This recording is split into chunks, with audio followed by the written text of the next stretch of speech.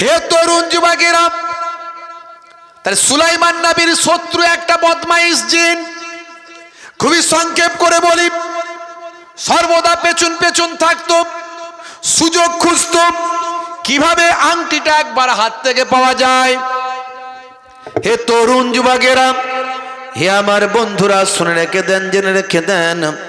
এমন সময় দেখতে পাওয়া যায় হযরতে সুলাইমান আলাইহিস সালাম ভাই আমার সভাসদদের ডাকলেন, সঙ্গী সাথীদের ডাকলেন, ডেকে বললেন, হে আমার সঙ্গী সাথীরা, বাবা আমার বিয়ে করার দরকার হয়েছে, আমার বিবাহ করা প্রয়োজন, আমার বিবাহ করার বয়স হয়েছে, আমি একটা বিবাহ করব, আমার জন্য একটা কন্যা দেখো, একটা মহিলা দেখো আমার জন্য, আমি একটা বিবাহ করতে চাই, আমার জন্য একটা মহিলা দেখো, তোমরা আমার জন্য একটা পাত্রীর সন্ধান করো। তবে যে সে পাত্রীকে আমি বিবাহ করব না, যেমন তেমন পাত্রী সুলাইমান নবীর স্ত্রীর মর্যাদা পাবে না, যেমন তেমন পাত্রী আমি বিবাহ করব না। হে তরুণ যুবকেরা, হে আমার মুরব্বিয়ানেরা, শুনে রেখে দিন বাবা, জেনে রেখে দেন।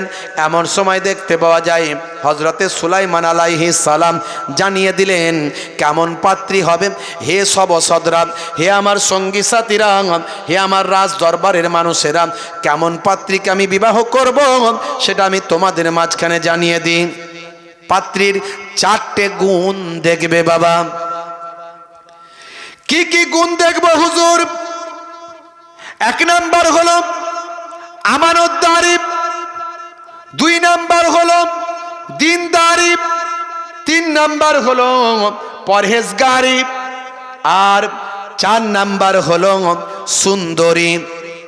আমানতদারি, পরহেজগারি, দিনদারি আর সুন্দরী, এই 4টে গুণ যে মহিলার মধ্যে থাকবে সেই মহিলাকে আমি সুলাইমান নবী আমার স্ত্রী হিসাবে গ্রহণ করব।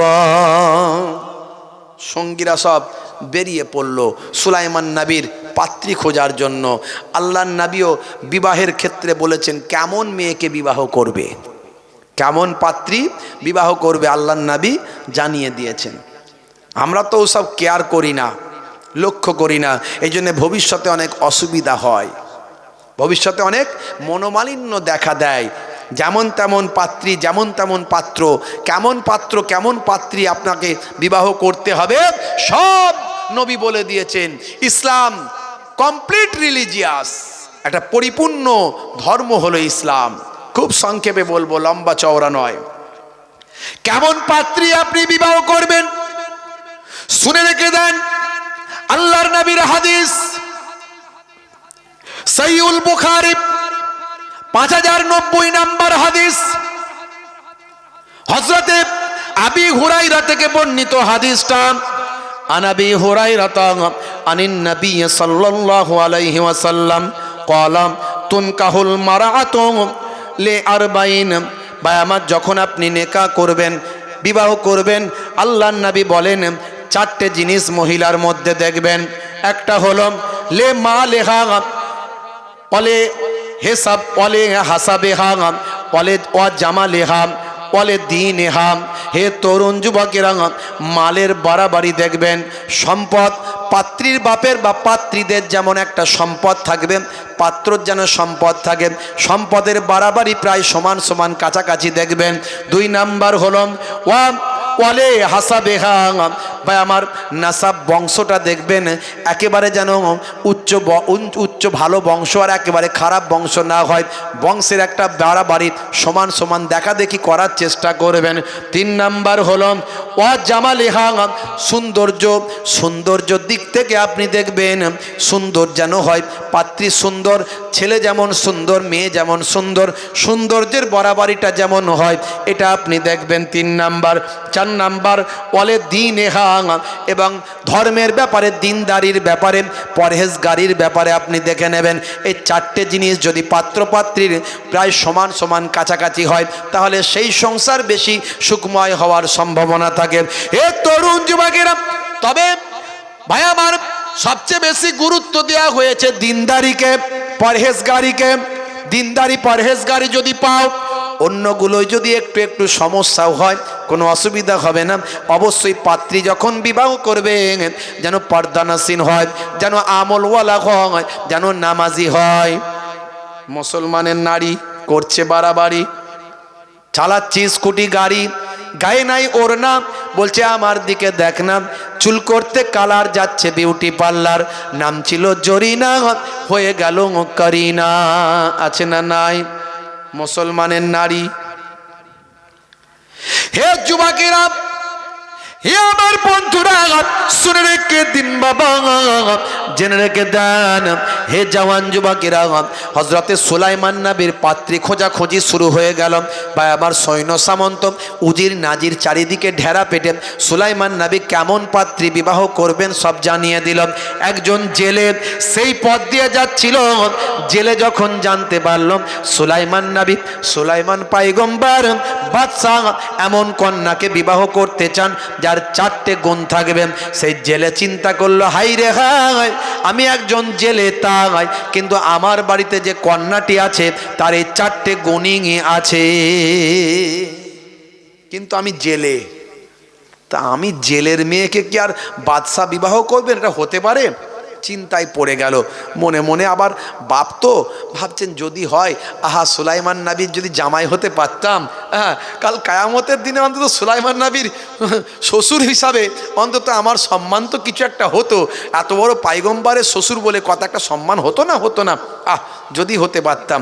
ভাই আমার, কিন্তু বাড়িতে যখন গেছে, ঘরের বউয়েরা বেশি চালাক স্বামীদের থেকে, তারা অনেক বেশি সেনসিটিভ, তারা অনেক বেশি অ্যাক্টিভ। দেখবেন স্বামী হয়তো কিছু ভুল করছে, স্ত্রী কিন্তু ভুল করে না চট করে, বিশেষ করে মা যদি হয়। মা বলছে একদম এসব কথা বলো না, সর্বনাশ, তুমি একটা জেলে, আর কোথায় বাদশা, কোথায় পয়গম্বর, তোমার মেয়ের সঙ্গে তার বিয়ে দেবে হয় কখনো নাকি? বললে লোকে মারবে, তুমি এসব কথা যদি বলো এক্ষুনি সুলাইমান নবীর লোকজন আমাদেরকে ধরে নিয়ে চলে যাবে। শুধু শুধু এসব কথা বলতে যেও না, একদম একদম বাইরে বলবে না। কিন্তু তার মেয়েটা শুনে ফেলেছে, মেয়েটা শুনে ফেলেছে। এমন একটা মেয়ে যে কখনো দ্বিতীয় পর পুরুষের কোনোদিন চেহারা দেখে না, আর এমন পরহেজগার নামাজি যার এক ওয়াক্তের নামাজ কাজা হয় না, আল্লাহর নেক বান্দি। সেই মহিলা শুনে ফেললো যখন, তখন বলে, আল্লাহ গো, এরকম একটা খবর যখন আছে, আর আমার মধ্যে সব গুণগুলি তুমি যখন দিয়েছো, খালি জেলের মেয়ে তাই, আল্লাহ তুমি আমাকে সুলাইমান নবীর স্ত্রী হিসাবে গ্রহণ করিয়ে দাও। জেলের মেয়ে দোয়া চাইছে। জেলের মেয়ে কি বলছে? তুমি আমাকে সুলাইমান নবীর স্ত্রী হিসাবে গ্রহণ করিয়ে দাও, অন্তত কাল কায়ামতের দিনে আমি পয়গম্বরের স্ত্রী হিসাবে সেদিন মাথা তুলে দাঁড়াবো আল্লাহর দরবারে। আমার এই সৌভাগ্য তো হবে। আমার তার সম্পত্তির প্রতি কোনো লোভ নাই, তার বাদশাহীর প্রতি কোনো লোভ নাই, সে পয়গম্বর, এই জন্য আমি তাকে বিবাহ করতে চাই। বুঝতে পারছেন? মা বলছে, বাবা এই দোয়া একদম চাইবি না। মা শুনতে পেয়েছে, মা বলছে, বাবা এই মা গো, এ কথা একদম বলিস না, সে পয়গম্বর, যদি কোনোভাবে খবর হয়ে যায় আমাদের শাস্তি হবে, মা একদম এ কথা বলিস না। হে তরুণ যুবকেরা, হে আমার বন্ধুরা, শুনে রেখে দিন বাবা, অনেক বড় ঘটনা, খুবই সংক্ষেপ করে বলি। মুসলমান একটু লক্ষ্য করবেন, এখান থেকে একটা বড় শিক্ষা আছে, সেই জন্য আমি আপনাদের মাঝখানে কথাটা তুলে ধরলাম।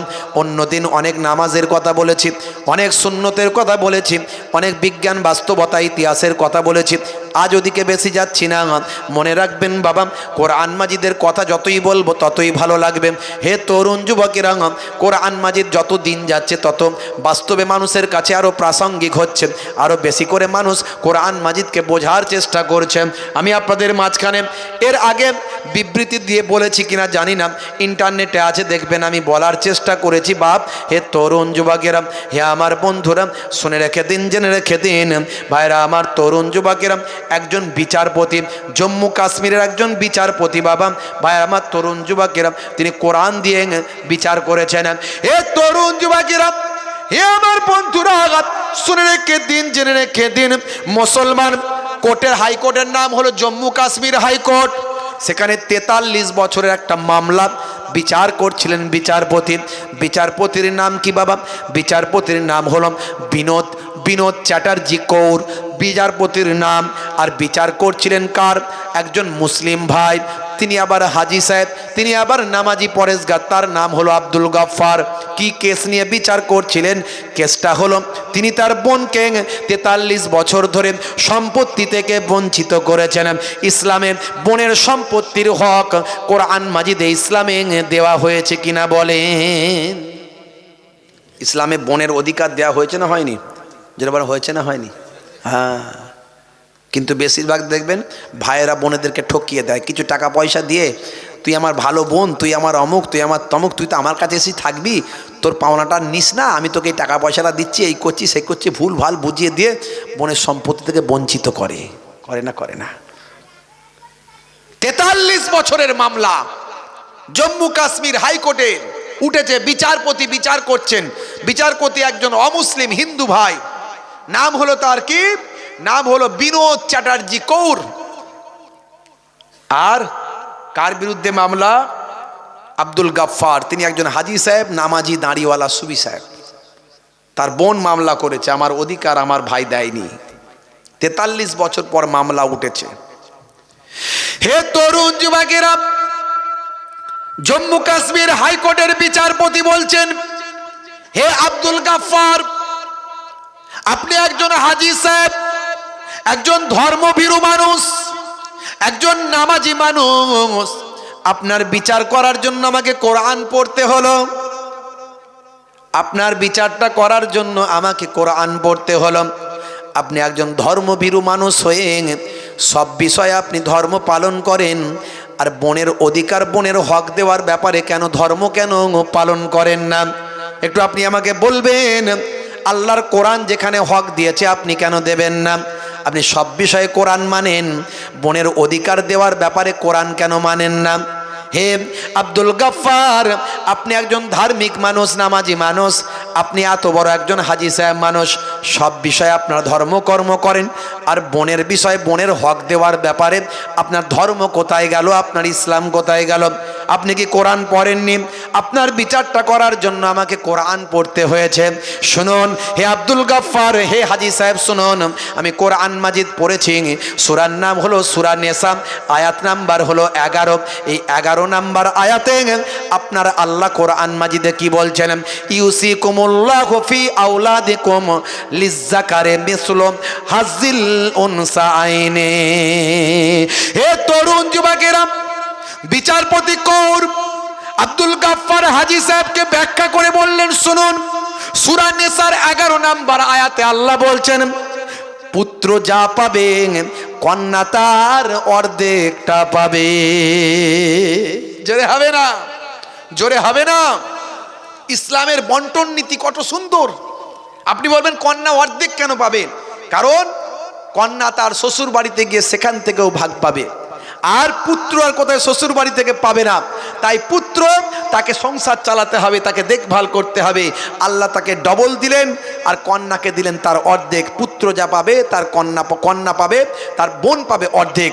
হে আব্দুল গফফার, আল্লাহর কোরআন যেখানে, আল্লাহ যেখানে বোনের অধিকার দিয়েছে, আপনি কেন বঞ্চিত করেছেন? সারা পৃথিবী তোলপাড়, একজন বিচারপতি তিনি কোরআন থেকে ফাইসালা দিচ্ছেন। জোরে বলুন সুবহানাল্লাহ। মুসলমান, আজও দেখতে পাওয়া যায় হাজারো মানুষ তারা মহিলাদের, কন্যাদের, বোনেদের অধিকার থেকে বঞ্চিত করে। হে তরুণ যুবকেরা, আল্লাহর কোরআনের নির্দেশকে অমান্য করছেন। মনে রাখবেন, আপনি নামাজি দাঁড়িওয়ালা পরেশগার খোদা ভীরু মানুষ, কিন্তু ঈমানকে মজবুত করুন, আমলকে ঢেকে রাখুন। আপনার ঈমান আমল না বরবাদ হয়ে যায়, এর উপর আমার আলোচনা। মুসলমান শুনুন, হে জওয়ান যুবকেরা, হে আমার বন্ধুরা, শুনে রেখে দিন, জেনে রেখে দিন, এমন সময় সুলাইমান নবীর ভাই আমার কন্যা খোঁজা, পাত্রী খোঁজা হচ্ছে। ওই জেলের বাড়ির মেয়েটা লুকিয়ে একটা পত্র লিখে সুলাইমান নবীর কাছে পাঠিয়ে দিয়েছেন। এ তরুণ যুবকেরা, এমন সময় কয়েকদিন পরে বাদশা সুলাইমান নবী পয়গম্বর তিনি আবার সভাসদদের ডাকলেন, এসো, চলে এসো। আচ্ছা বলো, তোমরা কোথাও কি আমার পছন্দ মতো পাত্রী পেলে? আমি যে 4টে শর্ত দিয়েছিলাম, 4টে শর্তওয়ালা কি পাত্রী পাওয়া গেল? সকলে বলল হুজুর গুস্তাখি মাফ করবেন, বেয়াদবি ক্ষমা করবেন, অনেক খোঁজাখুঁজি করলাম, চারটে শর্ত কোনো পাত্রীর সঙ্গে মেলে না। সেই সময় একজন বলল হুজুর বেয়াদবি নেবেন না, একটা চিঠি পেয়েছি হুজুর, যদি অনুমতি দেন একটু পড়ব। সেই সময় সুলাইমান নবীর নির্দেশে ওই চিঠিটা পড়া হলো। ওই চিঠিটা লেখা আছে হুজুর আমার মধ্যে চারটে গুণ আছে, আপনি যে চারটে জিনিস চেয়েছেন আমানতদারি, পরহেজগারি, দিনদারি আর সুন্দরী, এই চারটে গুণ আমার মধ্যে আছে, এই চারটে গুণ আমার মধ্যে আছে, আপনি আমাকে বিবাহ করতে পারেন, আপনাকে আমি স্বামী হিসাবে পেলে নিজেকে ধন্য হব। কিন্তু হুজুর আমি একজন জেলের কন্যা। সুলাইমান নবী বলল এতক্ষণ তো সব ঠিক ছিল, জেলের কন্যা, এ জেলের কন্যা আমি বাদশার স্ত্রী হতে পারে কখনো? কাগজটা নিয়ে সুলাইমান নবী ছিঁড়ে দিলেন। বুঝতে পারছেন? ছিঁড়ে দিলেন। হে তরুণ যুবকেরা, আমার আল্লাহ নারাজ হয়ে গেলেন। সুলাইমান নবীর এই কাজটা আল্লাহ পছন্দ করলেন না। মুসা কালিমুল্লাহকে জিজ্ঞাসা করা হয়েছিল, হে নবী মুসা কালিমুল্লাহ, এই জামানার সবচেয়ে জ্ঞানী মানুষকে? মুসা নবী বললেন এই জামানায় আমি তো সবচেয়ে বড় নবী, বলে আমার থেকে জ্ঞানী মানুষ আর কে হতে পারে? আমার আল্লাহর পছন্দ হলো না কথাটা। আমার আল্লাহ বললেন হে নবী মুসা, মাজমুআতুল বাহরাইনে চলে যাও, দুই সমুদ্রের মিলনস্থলে চলে যাও, এই মোহনায় চলে যাও, দুই সমুদ্রের মিলন স্থান, এটাকে বলা হয় মাজমুআতুল বাহরাইন। এই মাজমুআতুল বাহরাইনে চলে যাও, সেখানে গিয়ে একজন আল্লাহর আমার বুজুর্গ বান্দা পাবেন, তিনি তোমার থেকে আরো বড় জ্ঞানী মানুষ। সুলাইমান নবী গিয়েছিলেন, যাকে গিয়ে পেয়েছিলেন তিনি আর অন্য কেউ নন, তিনি হলেন হযরতে খিজির আলাইহিস সালাম। তাহলে আল্লাহর দরবারে নবীদেরও ছাড় নাই, সামান্য অহমিকা তাকাব্বর যদি বেরিয়ে আসে নবীদেরও ছাড় নাই। আচ্ছা এইরকম অহংকার তাকাব্বরি আমাদের মাঝখান দিয়ে কি বের হয় না মনে হচ্ছে? না হয় হয় হয় হ্যাঁ, পয়সা থাকলে এই টাকা নিবি, কত টাকা নিবি বল, এরকম কথাবার্তা হয় কি হয় না? এই ক্ষমতা আমার সঙ্গে পারবি, আয় দেখছি, আয় আয় আয় দেখছি, বলে কি বলে না মাঝে মাঝে? ভাইরা আমার, তরুণ যুবকেরা আমার, হে জওয়ান যুবকেরা, আমার আল্লাহর পছন্দ হলো না। একদিন সুলাইমান নবী, ভাইরা আমার, একটু টয়লেটে যাবেন, বাথরুমে, সঙ্গীকে বললেন এই নাও আংটিটা রাখো, আংটিটা রাখো। আংটিটা এমন সময় সঙ্গীর হাতে দিয়ে একটু টয়লেটে গেছেন, বাথরুমে গেছেন, আর ওই লক্ষ্য রেখেছিল বদমাইশ জিন। সঙ্গে সঙ্গে ভাই আমার, জিন এবং ফারিস্তারা যে কোনো সময় যে কোনো রূপ ধারণ করতে পারে, তবে মনে রাখবেন কোনো শয়তান কোনো জিন আমার নবীর সুরাত ধরতে পারবে না। আমার নবীকে আল্লাহ স্পেশাল বানিয়েছিলেন, ইমামুল আম্বিয়া বানিয়েছিলেন, আমার নবীর সুরাত কেউ কখনো ধরতে পারে না ভাই আমার। কিন্তু বদমাইশ জিনটি সুলাইমান নবীর চেহারা ধরে নিল, ধরে নিয়ে সেই ব্যক্তিকে এসে বলল দাও দাও তাড়াতাড়ি আমার আংটিটা দাও। সুলাইমান নবী এসেছে মনে করে সেই সঙ্গে আংটিটা দিয়ে দিল। দেওয়ার পরই বলল শোনো, বড় একটা ভয়ঙ্কর খবর আমার কাছে আছে, সবাইকে জানিয়ে দাও, সৈন্যদের বলে দাও, সঙ্গী সাথীদের সবাইকে জানিয়ে দাও যে রাজ্যে একজন নকল সুলাইমান বেরিয়েছে, সে আমার ক্ষমতা গ্রহণ করতে চায়, আমার ক্ষমতা নিয়ে নিতে চায়। যদি সে এইভাবে আবার আমার এই সিংহাসনের দিকে লোভ করে, আমার ক্ষমতা কাড়ার জন্য এখানে আসে, আমি খবর পেয়েছি, তাকে তোমরা মেরে ধরে সমুদ্রের কিনারায় ফেলে দিয়ে চলে আসবে। হে তরুণ যুবকেরা, একথা খবর যখন জানতে পারল, কিছু সময় পরে অরিজিনাল সুলাইমান নবী এসে বললেন কই বাবা আবার আংটিটা দাও। বলে আবার আংটি কিসের, আপনি কে? বলে আমি সুলাইমান। ও বুঝতে পেরেছি নকল সুলাইমান আপনি বেরিয়েছেন। ভাইরা আমার, অরিজিনাল সুলাইমানকে ভুল বুঝে তাকে সকলে মিলে সুলাইমান নবীকে আঘাত করলো, মারধর করলো। সুলাইমান নবীকে রক্তাক্ত করে সমুদ্রের কিনারায় ফেলে দিয়ে চলে আসলো। হে তরুণ যুবকেরা, এইভাবে সুলাইমান নবী রক্তাক্ত অবস্থায় সমুদ্রের কিনারায় পড়ে আছেন। আর সেই পথ দিয়ে বাড়ি ফিরছিলেন ওই জেলে মানুষটি বাড়ি ফিরছিলেন। জেলে দেখলেন একজন সুন্দর চেহারার নূরওয়ালা চেহারা একজন সুপুরুষ রক্তাক্ত অবস্থায় সমুদ্রের কিনারায় পড়ে আছেন। পানি দিলেন, গায়ে মাথায় হাত বোলালেন, একটু জ্ঞানটা ফিরল, শরীরটা সুস্থ হলো, উঠে বসলেন। সুলাইমান নবীকে ভাই আমার সুলাইমান নবীকে জিজ্ঞাসা করলেন, কে বাবা আপনি, কোথায় বাড়ি, কি ঠিকানা, কি নাম? কিছুই সুলাইমান নবী বলতে পারলেন না। তার পূর্বের সমস্ত স্মৃতি আল্লাহ ভুলিয়ে দিলেন। আগে যা কিছু ঘটেছিল সব কিছু তিনি ভুলে গেলেন, সব ভুলে গেলেন। কিন্তু তিনি একটু সুস্থ, চলতে ফিরতে পাচ্ছেন। এমন সময় ওই জেলে কি করলেন, সুলাইমান নবীকে হাত ধরে ধরে নিজের বাড়িতে নিয়ে এলেন, কয়েকদিন ট্রিটমেন্ট করলেন, সুস্থ হলেন। কিন্তু পূর্বের কথা কিচ্ছু মনে নাই, কোথায় বাড়ি, কি নাম, কি ঠিকানা কিছুই জানে না। আল্লাহ তার স্মৃতিশক্তি থেকে আগের সব কিছুকে ব্লক করে দিয়েছেন। দেখেছেন, বড় মানুষের বড় শাস্তি। সামান্য ভুল আল্লাহ পছন্দ করবেন না, খুব সাবধান।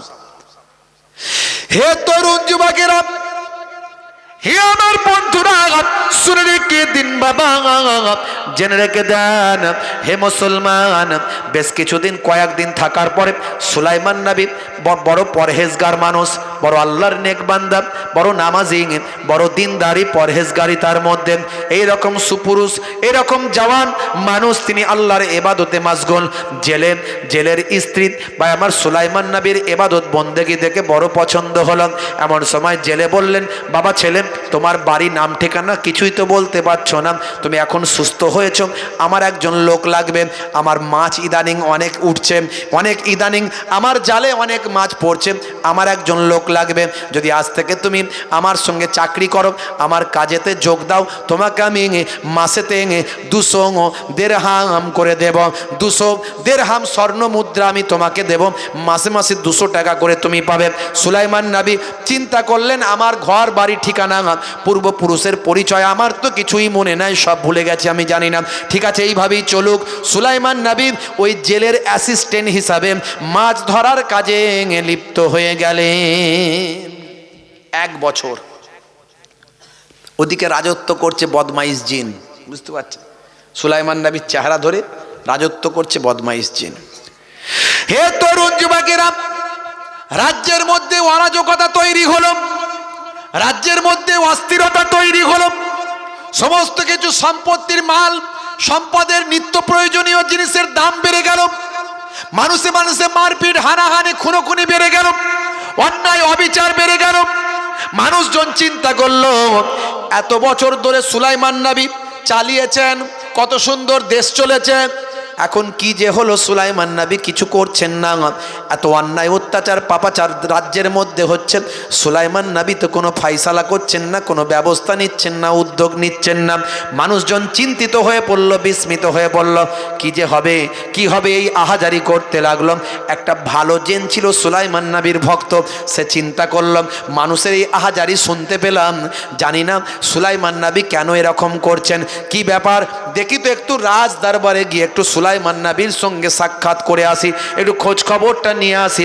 একথা চিন্তা করে ভালো জেনটা ভাই আমার রাজ দরবারে গেল। হে তরুণ যুবকেরা, এদিকে 1 বছর হয়ে গেছে। এমন সময় ওই জেলে তার স্ত্রীকে বলছে, হ্যাঁ গা, আমার কন্যার বিবাহ তো দিতে হবে। বলে, হ্যাঁ, এরকম ভালো ছেলে চোখের সামনে দেখছি, এর থেকে ভালো ছেলে আর কোথাও পাবো বলে মনে হয় না। এই ছেলের সঙ্গে যদি আমার কন্যার বিবাহ দেওয়া হয় কেমন হবে? স্ত্রী বলল, খুব ভালো হবে, দেখো এই ছেলে আমার মেয়েকে বিবাহ করবে কিনা। সুলাইমান নবীকে জেলে বলল, বাবা তোমার কাছে আমার একটা কথা আছে। বাবা বলে, কি কথা, কি কথা আপনি বলেন চাচাজি, কি কথা বলতে চান? বলে, বাবা তোমার মতো পরহেজগার, তোমার মতো নেক মানুষ, আল্লাহওয়ালা মানুষ, আর আমাদের পরিবার, আমাদের ফ্যামিলি তুমি তো দেখছো আমরা কেমন মানুষ। বলে, চাচাজি আপনারাও বড় নেক মানুষ, ভালো মানুষ, আল্লাহওয়ালা মানুষ। আচ্ছা বাবা একটা কথা বলবো। বলে, কি কথা? বলছে, আচ্ছা বলো তো বাবা, আমাদের পরিবারে আমরা কজন থাকি? আমাদের পরিবারে মানে আপনাদের এই ঘরে? বলে, হ্যাঁ। বলে, আমরা 3 জন থাকি। বলে, কে কে? বলে আমি থাকি আর আপনারা দুই চাচা চাচি দুজন মিলে স্বামী স্ত্রী থাকেন তিনজন। বলে না না না, হে বাবা ছেলে শুনে রেখে দাও, আর একজন আমার বাড়িতে আছে, সে আর অন্য কেউ নয়, আমার কন্যা, যার চেহারা আজ পর্যন্ত দ্বিতীয় কোনো পর পুরুষ দেখে না, যার আমানতদারি, পরহেজগারি, এবাদত, সুন্দরী, সব কিছু গুণে সে তার গুণান্বিত, তার গুণ সব দিক থেকে এই রকম একটা সুন্দরী, আমানতদারি, পরহেজগারি একটা কন্যা আমার ঘরে আছে, তার বিবাহে দেওয়ার বয়স হয়েছে, আমি তোমার সঙ্গে বিবাহ দিতে চাই। হে ছেলে, তোমাকে বড় আমার ভালো লেগেছে, তুমি কি আমার কন্যাকে বিবাহ করতে চাও? হে তরুণ যুবকেরা, সুলাইমান নবী বললেন, এতগুলো গুণ যার মধ্যে আছে, এইরকম কন্যা পাওয়া তো সৌভাগ্যের ব্যাপার, নিশ্চয় আমি আপনার কন্যাকে বিবাহ করতে রাজি। ভাইরা আমার, তরুণ যুবকেরা 100 স্বর্ণ মুদ্রা দিয়ে জেলে বললেন, যাও বাবা, যাও বাবা ছেলে, তুমি যাও বাজার থেকে বিবাহের পোশাক আশাক যা কিছু লাগে সব কিনে নিয়ে আসো। বিবাহ হয়ে গেল, শাদী বিয়ে হয়ে গেল। হে তরুণ যুবকেরা, হে আমার মুরব্বী আনিনাম, নতুন জামাইকে নিয়ে জামাই শ্বশুর আবার দুজন মিলে মাছ ধরতে গেলেন। ওদিকে ভাই আমার ভালো জেনটা দরবারে গিয়ে দেখেন সর্বনাশ, সুলাইমান নবীর সিংহাসনে সুলাইমান নবী সেজে যে বসে আছে সে একটা শয়তান জিন। এমন সময় ভালো জিনটা শক্তিশালী ছিল, শয়তান জিনকে তাড়া করলো সর্বনাশ। এই বিয়াদব, তুই সুলাইমান নবীর পোশাক ড্রেস পরে সুলাইমান নবীর চেহারা ধরে সেই আংটি চুরি করে তুই বসে আছিস। ভাই আমার, বদমাইশ জিনটা ধরা পড়ে যাওয়ার ভয়ে ছুটতে শুরু করলো, উড়ে উড়ে চলতে লাগলো। সমুদ্রের উপর দিয়ে যেতে যেতে আল্লাহর কুদরতি ক্ষমতা তার আঙুল থেকে আংটিটা সমুদ্রের পানিতে পড়ে গেল। সমুদ্রের পানিতে পড়ার সঙ্গে সঙ্গে একটা বড় মাছ ছিল, ভাই আমার খাবার খেতে গিয়ে সেই মাছটা আংটিটা খেয়ে ফেলল। সবই আল্লাহর শিক্ষা, আল্লাহর কুদরতি শিক্ষা, শিক্ষা দিচ্ছেন আল্লাহ। হে তরুণ যুবকেরা, হে আমার বন্ধুরা, শুনে রেখে দিন বাবা, জেনে রেখে দেন। এমন সময় জামাই শ্বশুর আবার মাছ ধরতে গেলেন। নতুন বিবাহের পরে সুলাইমান নবী সঙ্গে শ্বশুরের সঙ্গে মাছ ধরতে গেলেন। আজকে মাছ অন্য দিনের থেকে আরো বেশি পড়ল, এত মাছ পড়ল, শ্বশুর অবাক হয়ে গেলেন। চিন্তা করলো, আল্লাহ, এই ছেলে যবে থেকে আমার ঘরে এসেছেন তবে থেকে আমার ঘরে মাছ ধরা বেড়ে গেছে, আমার ইনকাম রুজি রুটিতে বরকত হয়েছে, আমার সংসারে শান্তি বিরাজ করছেন। আজকে বিবাহ হওয়ার পরে আরো বেশি মাছ আমার নৌকায় উঠেছে, আমার জালে আরো বেশি মাছ উঠেছে। জানি না এটা কোন ছেলে, পরিচয় জানি না, চিনি না, কোথায় বাড়ি কি নাম, কিন্তু এই ছেলে বড় আল্লাহওয়ালা পরেশগার, এই ছেলের তুলনা হয় না।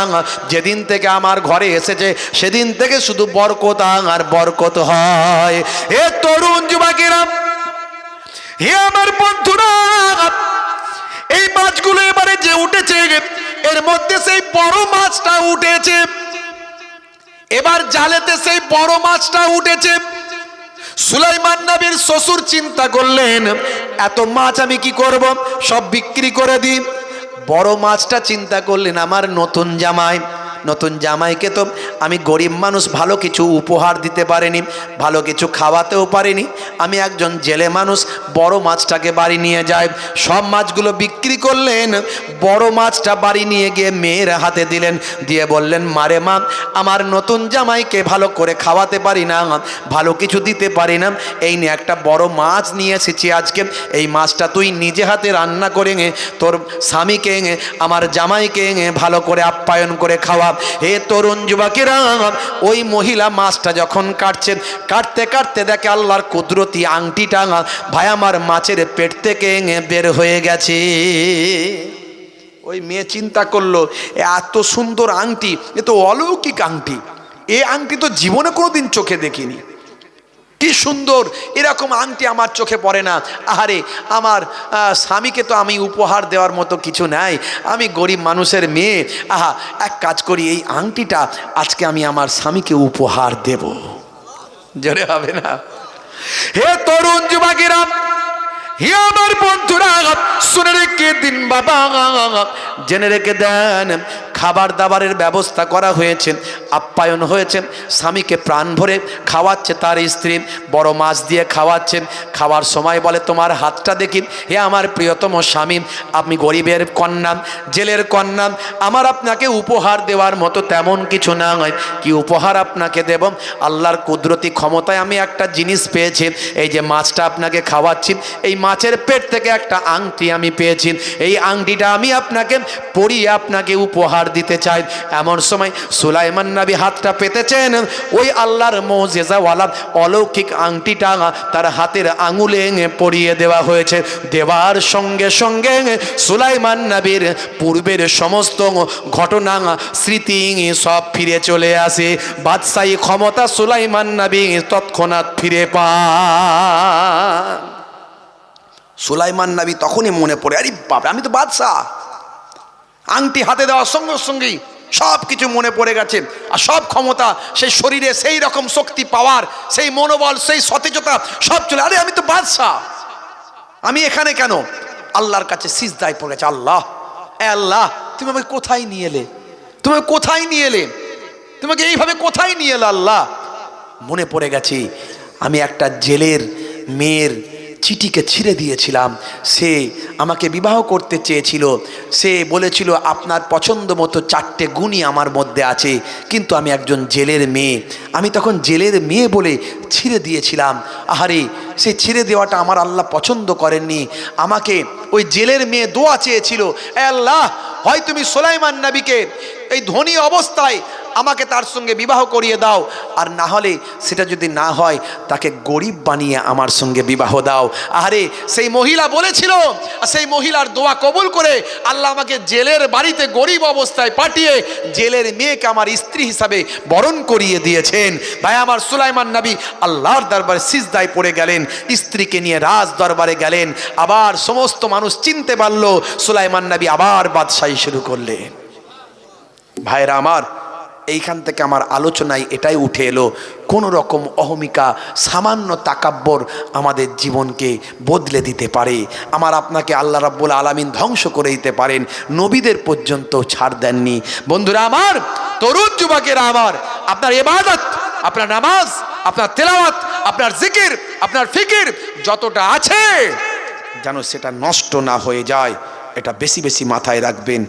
সঞ্চয় যা করবেন করবেন, যেটা সঞ্চয় করেছেন সেটা যেন বরবাদ না হয়, এটা আগে ভাববেন। মুসলমান, আপনাদের কাছে আমার আজকের এটুকুই আলোচনা, আর লম্বা চওড়া নয়, বিদায় নেব। ঠান্ডার রাত, অনেক কথা, অনেক আলোচনা ছিল, লম্বা চওড়া নয়, একটা ওয়াকিয়ার মাধ্যমে আমি দুটো কথা আলোচনা করলাম, একটা কোরআনের দলিল দিয়ে আপনাদের মাঝখানে বোঝানোর চেষ্টা করলাম। কোরআন সত্য, আল্লাহ সত্য, রাসূল সত্য, সেই আল্লাহ রাব্বুল আলামিনকে আপনি মন প্রাণ দিয়ে বিশ্বাস করুন, আল্লাহর নির্দেশনাগুলো মানুন, কোরআন মাজিদকে বিশ্বাস করুন, কোরআন মাজিদ পড়ার চেষ্টা করুন, কোরআন মাজিদের তাফসিরগুলো পড়ুন, আর রাসূলের সুন্নতকে ফলো করুন, দয়ার নবীকে ভালোবাসুন, সব কিছুর থেকে বেশি দয়ার নবীকে ভালোবাসুন। দয়ার নবীকে আপনাকে আমাকে চিনিয়েছেন আমার আপনার মুজাদ্দিদুজ জামান পীর আবু বকর সিদ্দিক রহমাতুল্লাহ আলাইহি।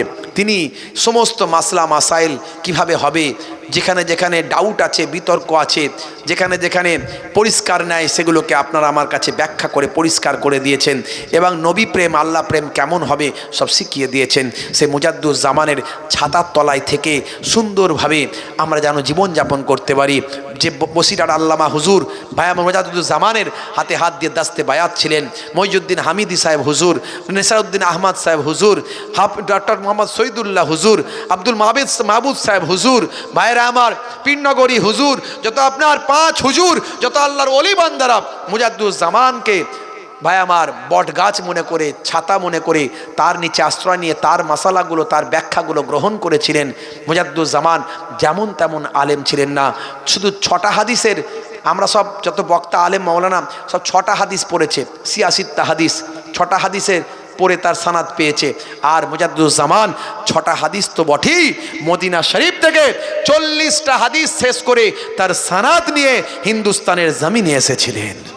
কত বড় আলেম, যাকে অনুসরণ করেছিলেন হজরতে আল্লামা বড় মাওলানা আল্লামা রুহুল আমিন সাহেব রহমাতুল্লাহ আলাইহি থেকে শুরু করে বঙ্গের বড় বড় আলেম নিসারউদ্দিন আহমদ হুজুর, মইজুদ্দিন হামিদি হুজুর, ভাই আমার আব্দুল মাহবুব সাহেব হুজুর, ভাই আমার যিনি ফার্সিতে একজন পণ্ডিত ছিলেন, এইরকম বড় বড় পণ্ডিত আল্লাহর অলি বান্দারা তার অনুসরণ করেছেন। সেই মুজাদ্দুজ্জামানের দেখানো পথে যেন চলতে পারি, তার ব্যাখ্যাগুলো গ্রহণ করতে পারি। আখেরি জামানায় কত ধরনের মৌলানা বেরোচ্ছে, শুনলে মাথা খারাপ হয়ে যাবে। আমার কাছে অনেকগুলো আছে, বুঝতে পারছেন ভাইয়েরা আমার, তরুণ যুবকেরা আমার, কতগুলো শোনাবো, এক ধার থেকে শোনালে অনেকগুলো শোনাতে পারি। আজ আমি শোনাবো না, আর একটা শোনালাম, আরও অনেক এর আগে শুনিয়েছি। ভাইয়েরা আমার, আখেরি জামানা, কোনো দিকে কান নাক দেবেন না, চোখ দেবেন না, যে যা বলছে বলুক গে যাক। যদি কোনো বিতর্কিত বক্তব্য চলে আসে, ওই ওয়াজটা শোনার দরকার নাই, শুনলেও ওই কথাটাকে বিশ্বাস করবেন না। কারণ আমরা মুজাদ্দুজ্জামানকে বিশ্বাস করি, আমরা বসিরহাট আল্লামা হুজুরকে বিশ্বাস করি, আমরা পীরনগরী হুজুরকে বিশ্বাস করি, 5 হুজুর কেবলাকে বিশ্বাস করি। আমরা সেই আকীদার উপর চলবো। আমাদের হক সিলসিলা, কোরআন হাদিসের বিরুদ্ধে একটা কথাও, ফুরফুরা সিলসিলায় যে দাদা হুজুর কেবলা যা বলে গেছেন, এই সিলসিলায় একটাও কোরআন হাদিসের বিরুদ্ধে কথা নয়। আখেরি জামানায় অনেক ফিতনা চলছে, ই ওর বিরুদ্ধে, ও ওর বিরুদ্ধে, এ ওকে বলছে বাজে কথা, ওকে বলতে বাজে কথা, এক বক্তা আর এক বক্তাকে কটূক্তি করছে, এক মাওলানা আর এক মাওলানার বিরুদ্ধে বলছে, এমনকি গালমন্দও দিয়ে দিচ্ছে। খুব সাবধান, এই গালমন্দ যেটা দিল সেটাও যদি আপনি বলেন তাহলে আপনারও দেওয়া হলো, আপনার মুখ থেকেও খারাপ কথাটা উচ্চারণ হলো। কে কোন গালমন্দ দিয়েছে, কে কি কটু বাক্য বলেছে, আপনি চায়ের দোকানে একজন অন্যজনকে শোনাচ্ছেন, আপনি গীবতের হকদার হয়ে যাচ্ছেন, গীবতের হকদার হয়ে যাচ্ছেন। কে কি করছে সে আল্লাহর দরবারে জবাব দেবে, আল্লাহর দরবারে জাররা জাররা পরিমাণ হিসাব হবে।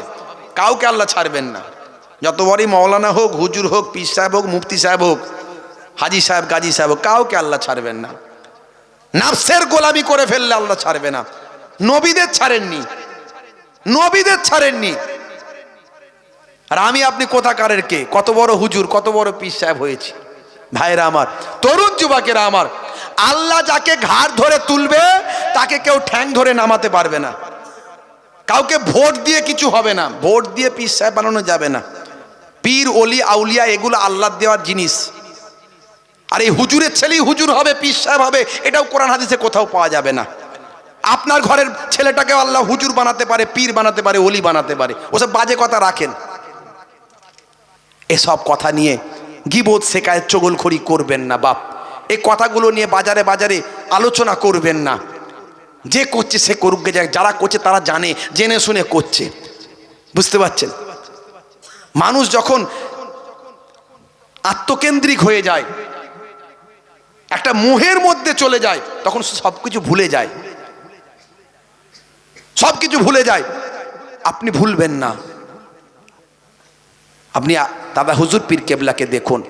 আমি মোহেবুল্লাহ হুসাইনি ছোট হুজুরের নাতি, পীরনগরী হুজুরের পোতা, আমি কি করলাম দেখার দরকার নেই। আমি যদি ভালো কাজ করি, যদি আপনার মনে হয় কোরআন হাদিসের পক্ষে আছি, দাদা হুজুর কেবলার নীতি আদর্শের পক্ষে আছি, আপনি সম্মান করবেন, ভালোবাসবেন। আর যদি দেখেন যে না, বিপক্ষে আছি, আমার কাছ থেকে সরে যান, আমার কাছে আসবেন না, মিটে গেল ঝামেলা।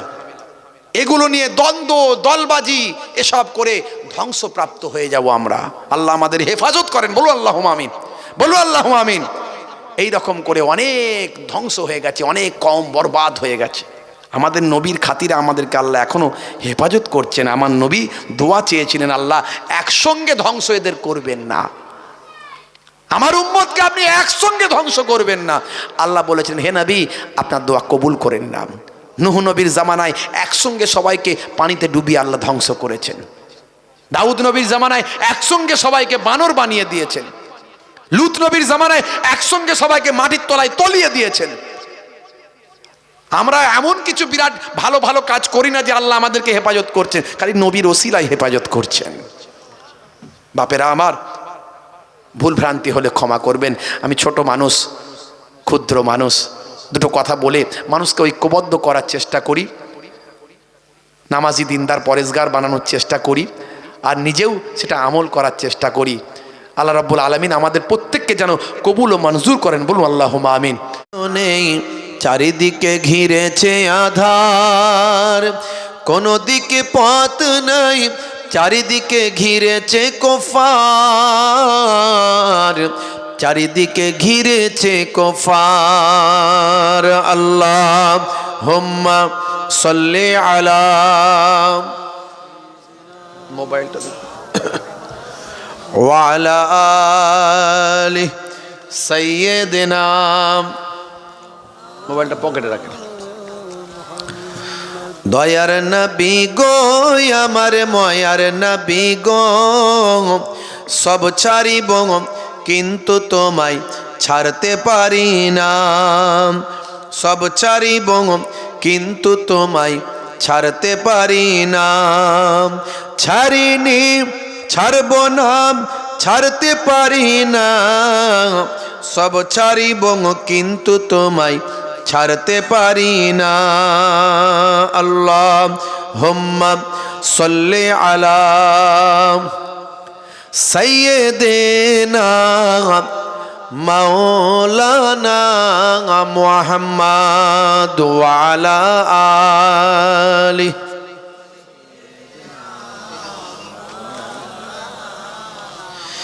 मेरा नबी सबसे बड़ा सब नबियों पर रहमतुल लिल आलमीन भेजा है परवर।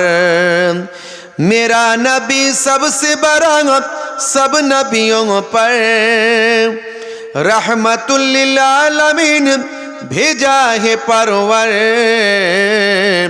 सब ছাড়িব কিন্তু তোমায় ছাড়তে পারি না, সব ছাড়িব কিন্তু তোমায় ছাড়তে পারি না।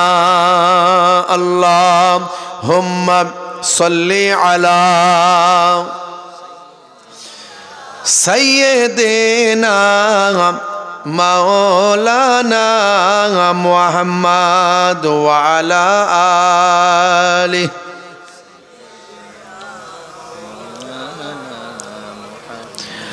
হাজারো ব্যথা বেদনার পরে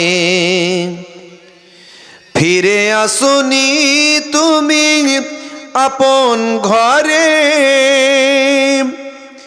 দিনের আলো তুমি ছড়িয়ে দিতে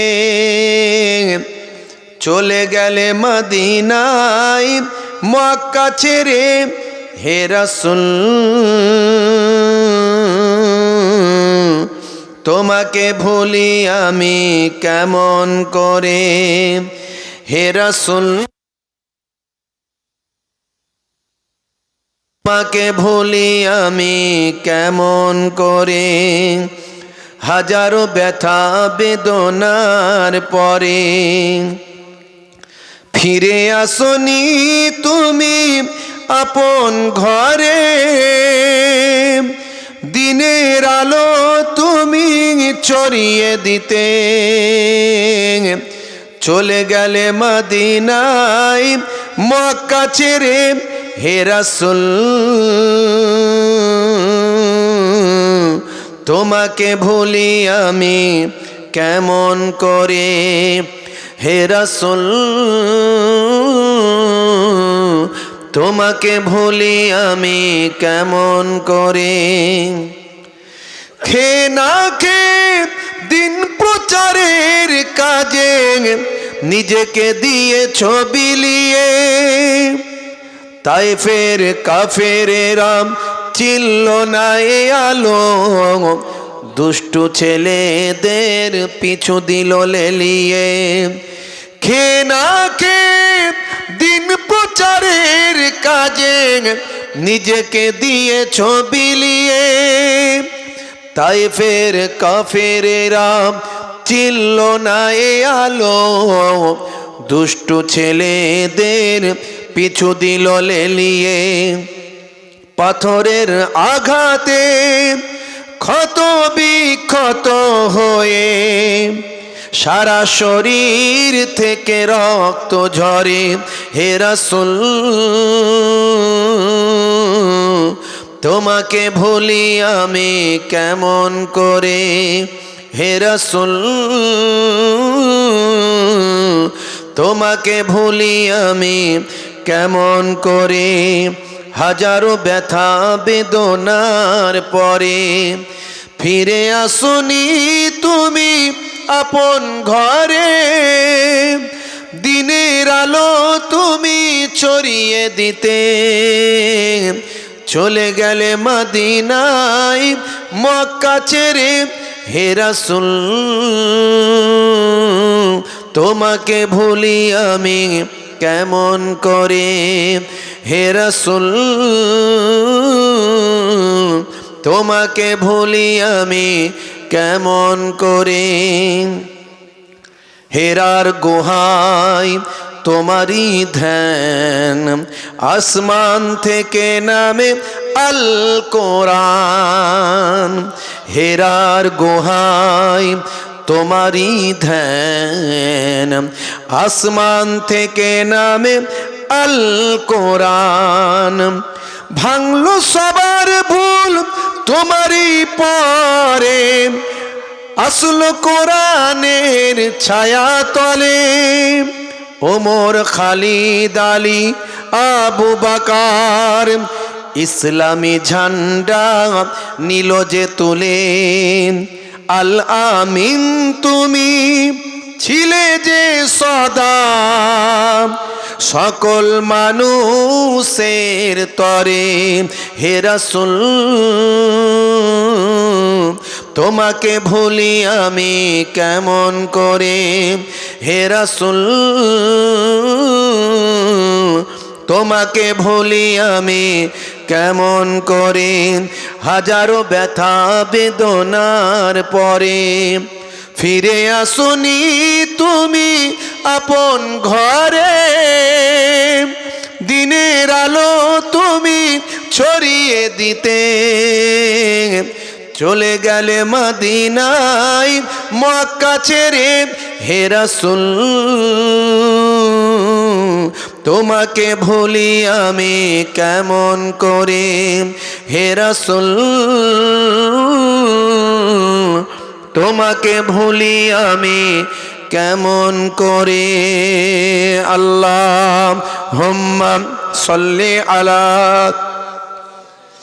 সাইয়্যিদিনা মাওলানা মুহাম্মদ ওয়া আলা আলিহি।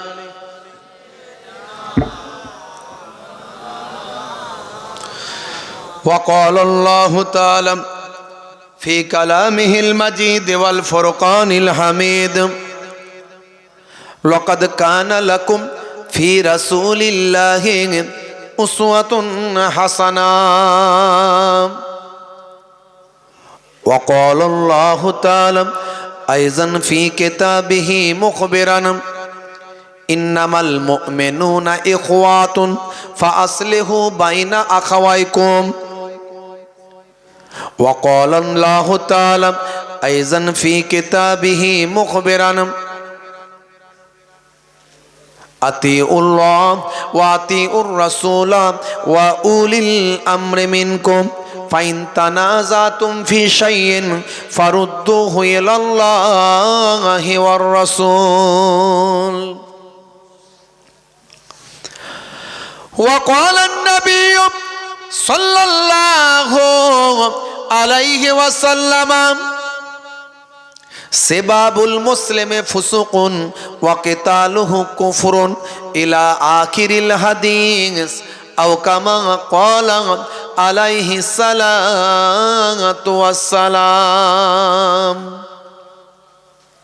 وقال النبي صلى الله عليه وسلم إن تنصروا الله ينصركم إلى آخر الحديث أو كما قال عليه الصلاة والتسليم.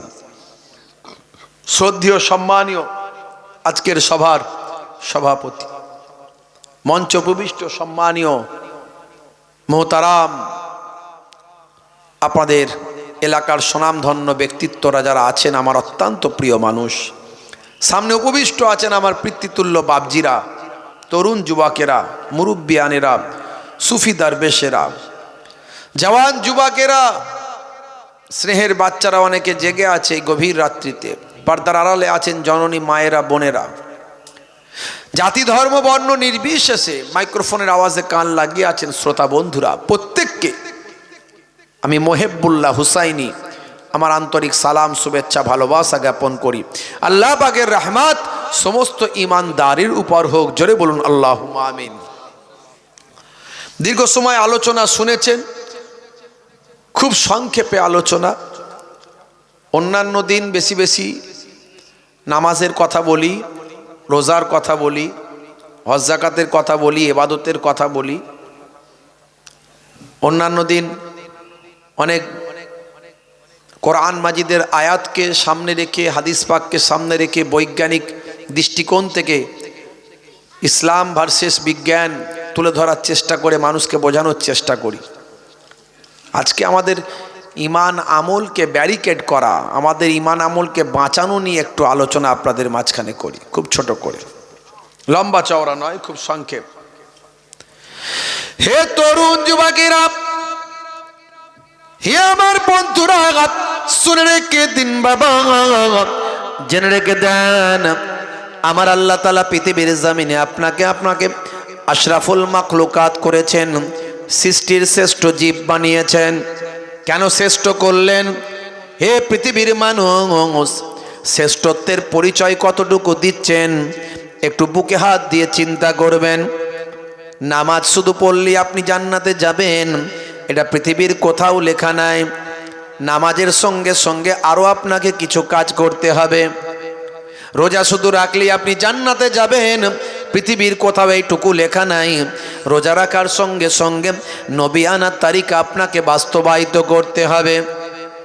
হে তরুণ যুবকেরা, ইবাদতগুলো তো আপনাকে করতে হবে, তার সঙ্গে সঙ্গে আপনাকে উসওয়াতুন হাসানা আপনার মধ্যে রাখতে হবে, উত্তম আদর্শ আপনার মধ্যে রাখতে হবে। কত মানুষকে আমি দেখলাম নামাজও পড়ছে, চিটিংবাজিও করছে, দাঁড়িয়ে রেপেছে, ধাপ্পাবাজিও করছে, নামাজ রোজা ইবাদত বন্দেগী করে, কিন্তু মানুষ তার কথাতে বড় কষ্ট পায়, তার কথায় মানুষ অসন্তুষ্ট। হে তরুণ যুবকেরা, বনি ইসরাইল যুগে একজন আল্লাহর নেক বান্দি ছিলেন, অনেক বেশি বেশি নামাজ পড়তেন, অনেক বেশি বেশি তেলাওয়াত করতেন, অনেক বেশি বেশি জিকির আজকার করতেন। হাদিস পাকের মধ্যে এসেছে একটা বিড়ালকে কষ্ট দিয়েছিল, এই বিড়ালকে কষ্ট দেওয়ার জন্য আমার আল্লাহ তার সমস্ত ইবাদতকে বরবাদ করে দিয়েছিলেন এবং তাকে জাহান্নাম তার ঠিকানা বানিয়ে দিয়েছিলেন। এর দ্বারাই কি প্রমাণ পাই বাবা, ইবাদত বন্দেগী আপনার লাগবে, তার সঙ্গে সঙ্গে উসওয়াতুন হাসানা আপনার মধ্যে লাগবে। ভাইরা আমার, তরুণ যুবকেরা, হে আমার মুরব্বিয়ানেরা, বনি ইসরাইল যুগের আর একটা ঘটনা হাদিসের মধ্যে পাওয়া যায়। পিপাসার সময় একটা কুকুরকে পানি পান করিয়েছিল, 12 বছর ধরে গোনা করেছিল, 12 বছর ধরে পাপ কাজে ওই মহিলা লিপ্ত ছিল, কিন্তু পিপাসার সময় একটা কুকুরকে পানি পান করিয়েছিল। এই কাজটা আল্লাহর বড় ভালো লেগেছিল। আমার আল্লাহ তাআলা এই ছোট কাজটার বিনিময়ে ওই মহিলার 12 বছরের গোনাকে ক্ষমা করেছিলেন। বন্ধুরা আমার, তরুণ যুবকেরা আমার, ইসলামটা আপনাকে আমাকে বুঝতে হবে, উসওয়াতুন হাসানাটা বুঝতে হবে। ভাইরা আমার, উত্তম আদর্শটা বুঝতে হবে। এতক্ষণ ধরে ওয়াজ করছিলেন, ওয়াজ শুনছিলেন, নবীর আখলাক কেমন ছিল, খালিফাদের আখলাক কেমন ছিল, কিছুটা আপনাদের ধারণা তৈরি হয়েছে। হে তরুণ যুবকেরা, হে আমার মুরব্বিয়ানেরা, আল্লাহর নবী বলেছেন, ইয়া আবাজার লা তাহকিরান্নাল মারুফা সাইয়্যাত।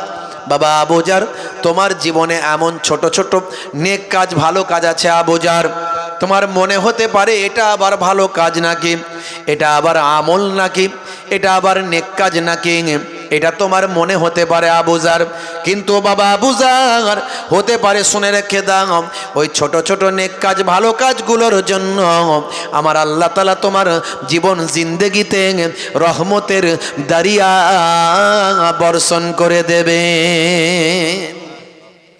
রাস্তা দিয়ে যাচ্ছেন, পেরেক পড়ে আছে, কাঁচ ভাঙা পড়ে আছে, পাথর পড়ে আছে, পরবর্তী পথিকের পায়ে লাগবে, আপনি দেখে নিয়েছেন, আপনি ভাবছেন আমি তো দেখতে পেয়েছি, আমি চলে যাচ্ছি, আমার তো লাগেনি, যার লাগবে সে বুঝে নেবে। আপনি নামাজি, আপনি সুফি, আপনি দরবেশ, নবীর উম্মত,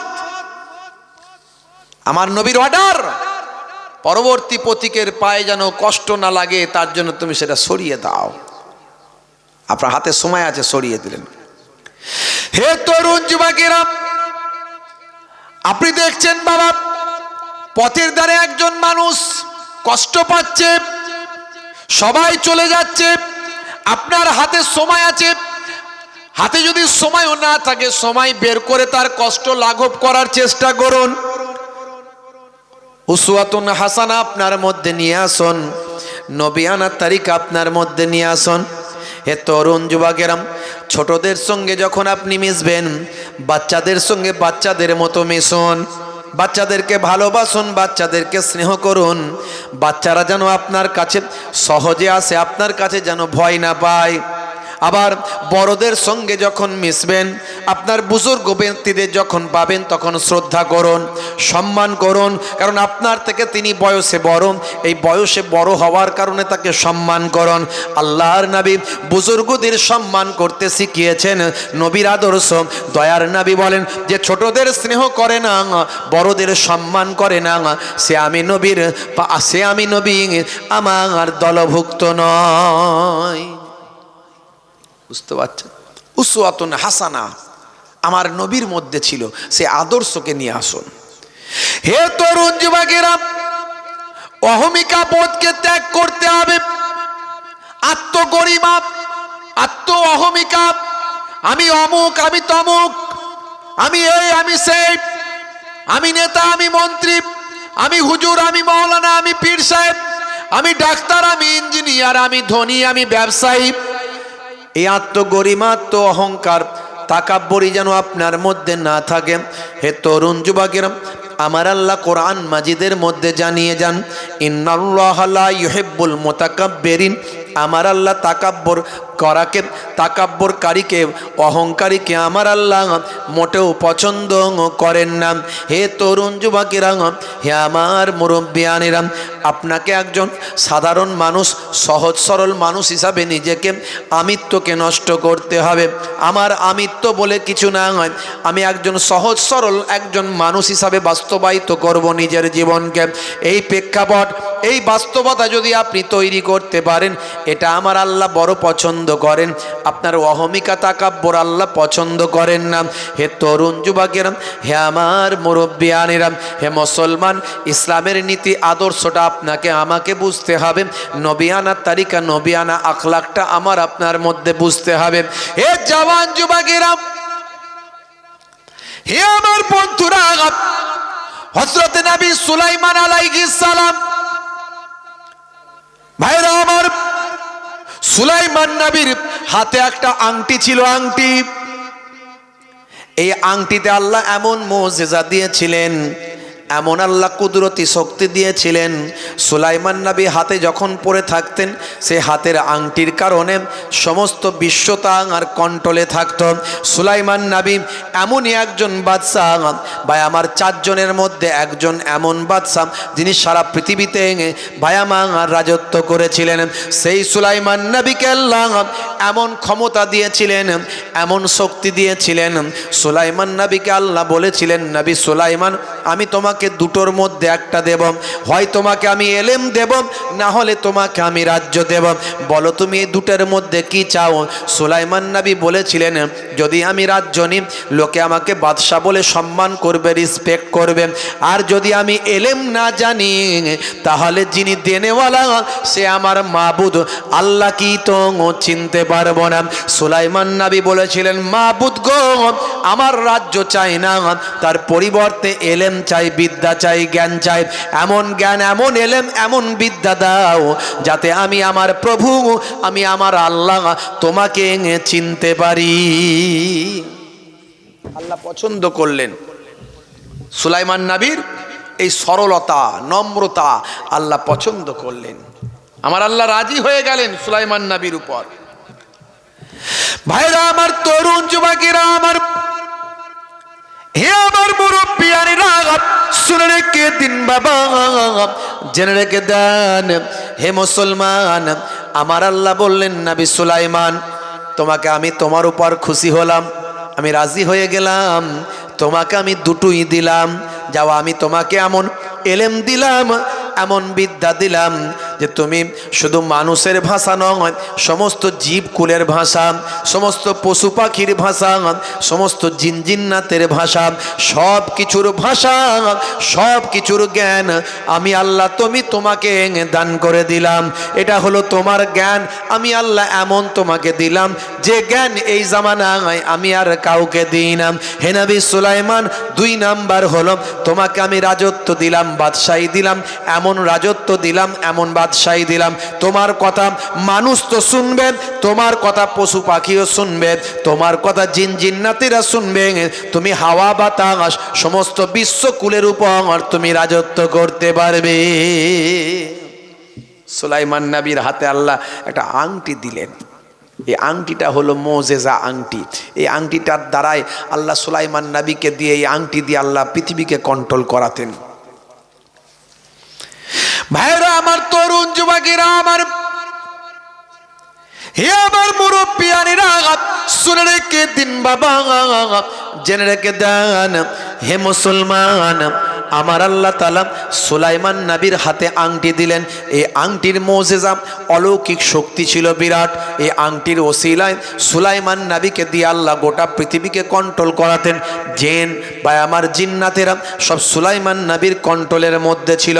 একটা বদমাইশ জিন সবসময় লক্ষ্য করত সুলাইমান নবী কখন আংটিটা খুলবেন, সেই আংটিটা পরে আমি সুলাইমান নবীর রূপ ধরে সারা পৃথিবীতে আমি রাজত্ব করব।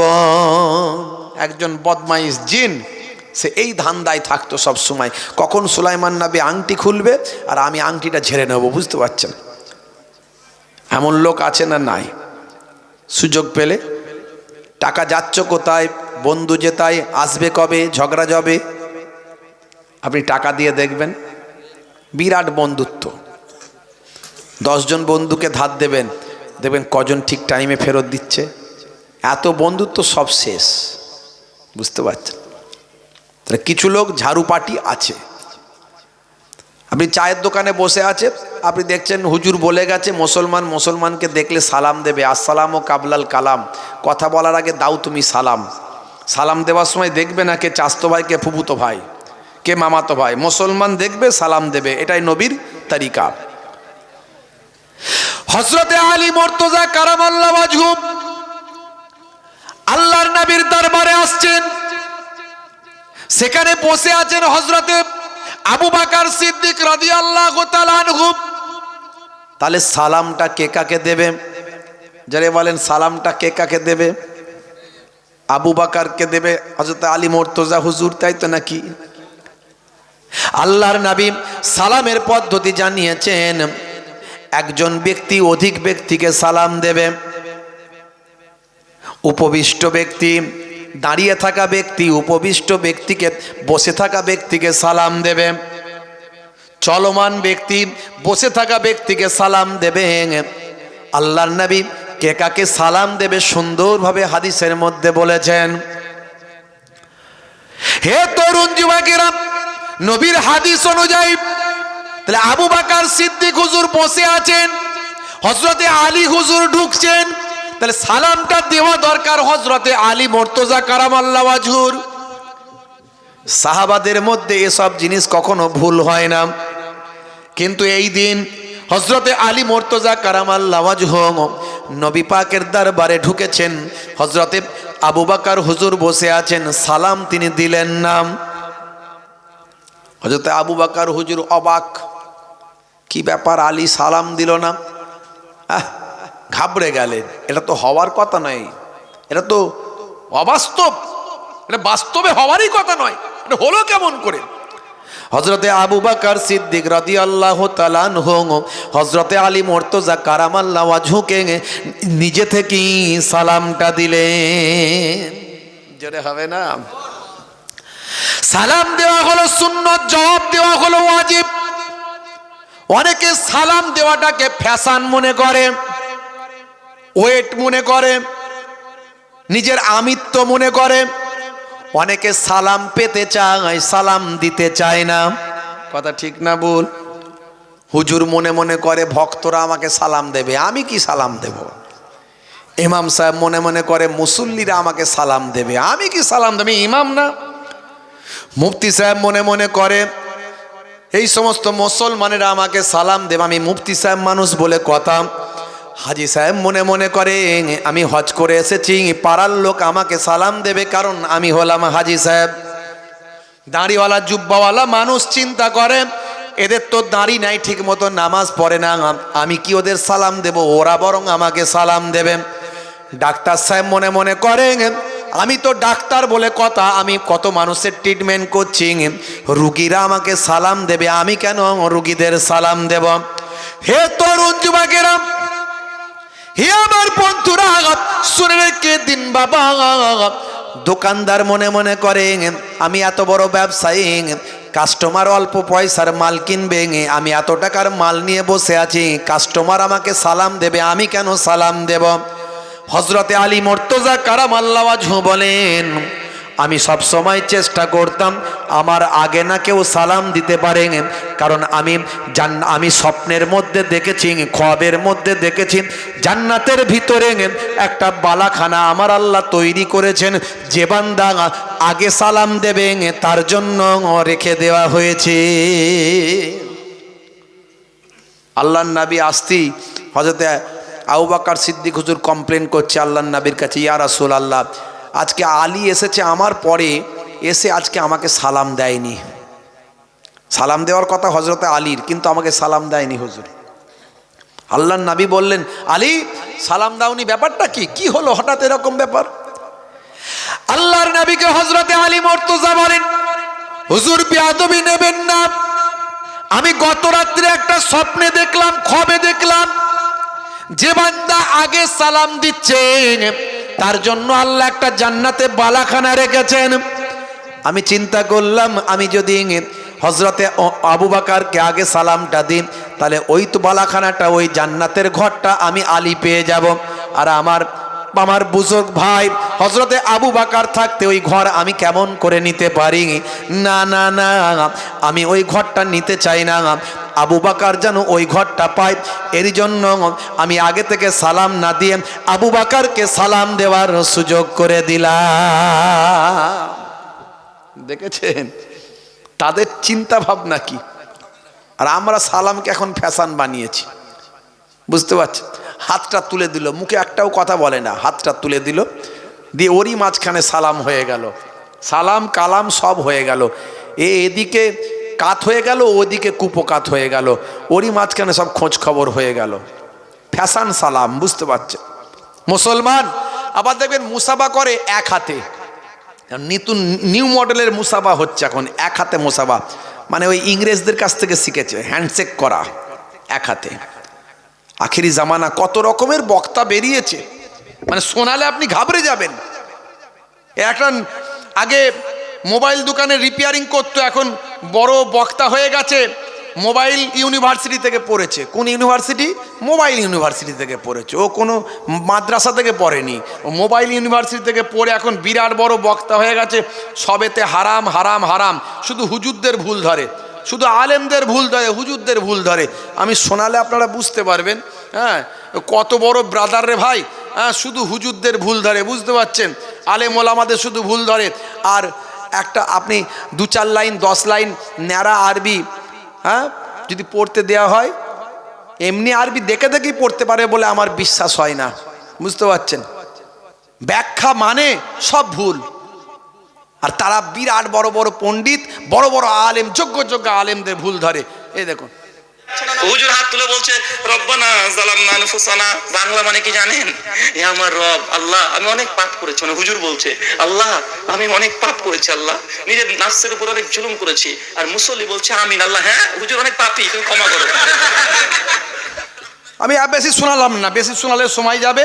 এইরকম ভাবে কয়েকটা কোরআন মাজিদের আয়াত আমাদের ইমাম সাহেবরা হুজুররা দোয়া চাই, রব্বানা যালামনা আনফুসানা, হ্যাঁ রব্বানা জালামনা আনফুসানা বলছে, কি বলছে? বলছে হুজুর বলছে এ আল্লাহ আমি অনেক পাপ করেছি, আমাকে ক্ষমা করে দাও। মুসল্লিরা বলছে হ্যাঁ হুজুর অনেক পাপ করেছে, আল্লাহ আমিন, হুজুর আল্লাহ পাপ করেছে। তার মানে হুজুর পাপ করেছে, হুজুর দোয়া চাইছে, তোমাদের কি, তোমরা আমিন আমিন করছো কেন? হাত তুলে সবাই একসঙ্গে দোয়া চাওয়া চলবে না, এটা প্রমাণ করছে এইটা বলে। ও যে আয়াতটা বললো, আয়াতের মানে করলো ভুল। এরপরে আরও লাইন আছে, আমাকে সব রাখা আছে, মাল সব রেখে দিয়েছি। এদের কিছু চালাচম্পট আছে, আবার তারা আবার অন্ধবিশ্বাস, ওরা আলেমদেরকে মানে না, এদেরকে মানে। রব্বানা এটা হলো বহু, নাটা হলো বহু বচন জামা, এখানে জামার সেগা ব্যবহার করা হয়েছে। না হু হুমা হুম হা হুমা হুন্না কাকুমা কুম কে কুমা কুন্না, ইয়া না না, ইয়া মানে আমি, না মানে আমরা।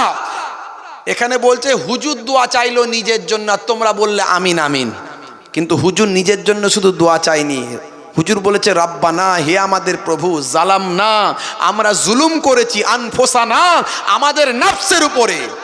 এখানে সবাইয়ের কথা বলেছে, তাই সবাই আমিন বলছে। এইভাবে মানুষকে ভুল ব্যাখ্যা করে, কোরআনের ভুল মানে করে মানুষকে ভুল বোঝানো হচ্ছে। আর একজন বক্তার বক্তব্য পেলাম, সে বলছে আবু বকর সিদ্দিক রাদিয়াল্লাহু তাআলা আনহুর থেকে আমি বেশি কোরআন খতম করেছি, বেশি নামাজ পড়েছি। ভাইরা আমার, এর যদি শুনতে পাই, আমি যদি পাই, আমি খুঁজে পাই আপনাদেরকে শোনাচ্ছি। মুসলমান আখিরি জামানা, ইমান বাঁচানো বড্ড দায়, কঠিন পরিস্থিতি, এখন পাচ্ছি না খুঁজে, যা পেলে আপনাকে শোনাতাম।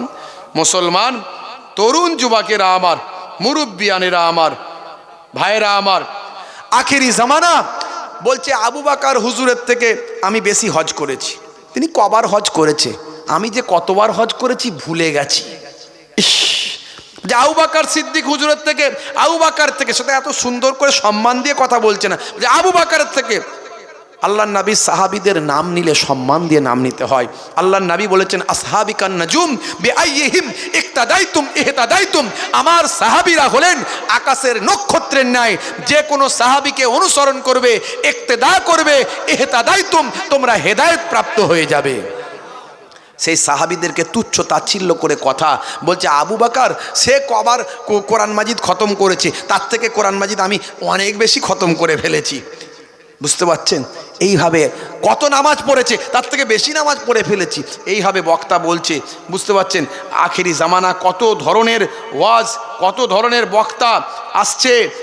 আল্লাহ আমাদের হেদায়েত করেন, হেফাজত করেন, ঈমানকে আমাদের আল্লাহ রক্ষা করার তৌফিক দান করেন। বলুন আল্লাহুম্মা আমিন, বলুন আল্লাহুম্মা আমিন। মুসলমান তরুণ যুবকেরা আমার, মুরব্বিয়ানেরা আমার, ভাইরা আমার, কিয়ামত যে সন্নিকটে তার প্রমাণ এগুলো। এই সমস্ত দাজ্জাল মার্কা আলেম ওলামা বেরোবে, তাদের কথায় মানুষ পথভ্রষ্ট হয়ে যাবে, বিভ্রান্ত হয়ে যাবে। আল্লাহ রাব্বুল আলামিন নারাজ হয়ে কি করবেন? আসমানি গজব, জমিনি গজব দেবেন। হে তরুণ যুবকেরা, মক্কা শরীফ, মদিনা শরীফ এখন পানির তলায়, মসজিদে নববী শরীফে পানি ঢুকে গেছে। ভাই আমার, সৌদি আরবের জমিনে বন্যা হয়ে গেছে, আপনারা জানেন।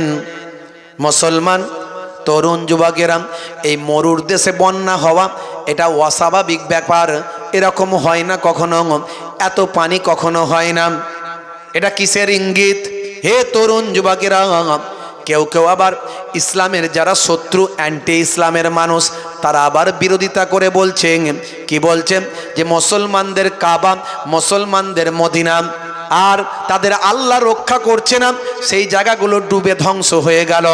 মনে রাখবেন, কাবা ঘর কোনোদিন ধ্বংস হয় না, নবীর রওজা কোনোদিন ধ্বংস হবে না। জালেমরা যুগে যুগে অনেক সময় কাবা শরীফে পর্যন্ত আঘাত করেছে, কিন্তু কোনোদিন ধ্বংস করতে পারেনি। নবীর রওজা মোবারকে, মসজিদের নববী শরীফে ঘোড়ার আস্তাবাল করেছিল এজিদের দলেরা, কিন্তু মসজিদে নববী কোনোদিন ধ্বংস করতে পারেনি। কাবা শরীফ ভেঙে দেওয়া হয়েছিল, কিন্তু ভাই আমার ধ্বংস করতে পারেনি। আমার আল্লাহ, আমার আল্লাহ দয়ার নবীর রওজা মোবারক হেফাজত করবেন, বাইতুল্লাহর হেফাজত স্বয়ং আমার আল্লাহ নিজেই করবেন।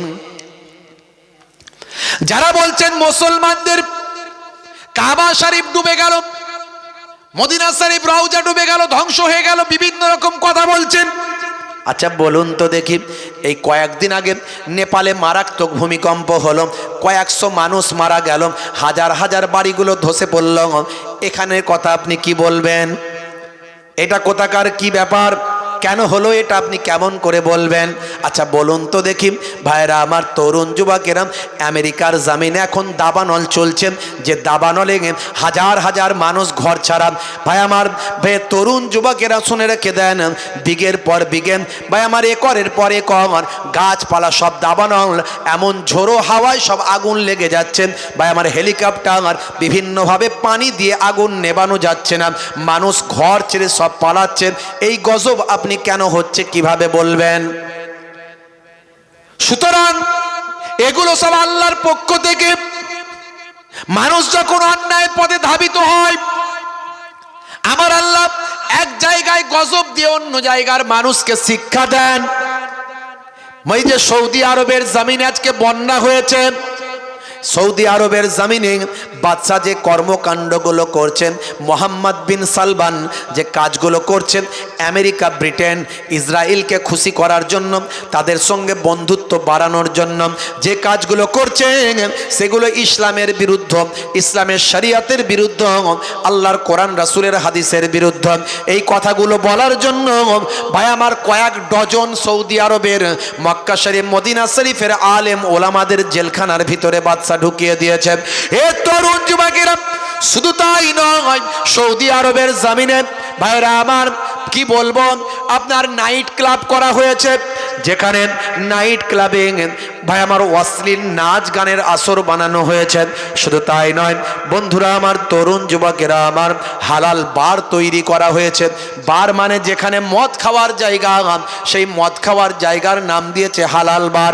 এই হালাল বার সৌদি আরবের জমিনে তৈরি করা হয়েছে, নবীর দেশে তৈরি করা হয়েছে গোয়ার মতো বীচ, যেখানে পুরুষ আর মহিলা একসঙ্গে গোসল করবে, গোয়ার মতো বীচ, সমুদ্রের বীচ তৈরি করা হয়েছে। শুধু তাই নয়, সেই নবীর দেশে আজকে কত সম্মানের জায়গা, আল্লাহর কুদরতি জায়গা, সেই জায়গাতে হ্যালোইন করেছেন খ্রিস্টানদের খুশি করার জন্য, আমেরিকা ব্রিটেনকে খুশি করার জন্য হ্যালোইন করেছে। বাবা এ তরুণ যুবকেরা, হ্যালোইনটা কি? একটা ফেস্টিভ্যাল, একটা প্রোগ্রাম, অনুষ্ঠান, যেখানে সৌদি আরবের মানুষেরা ভূত সেজেছে, ভূতের মতো পোশাক পরে, ভূতের মতো স্টাইল করেছে। গাছে ভূত, মাটিতে ভূত, পানিতে ভূত, মোটা ভূত, রোগা ভূত, গেছো ভূত, ছোট ভূত, বড় ভূত। এগুলো কেন করেছে? এগুলো করে বাবা নাসারারা করে এগুলো আমেরিকা ব্রিটেনে এই হ্যালোইন হয়। কেন হয়?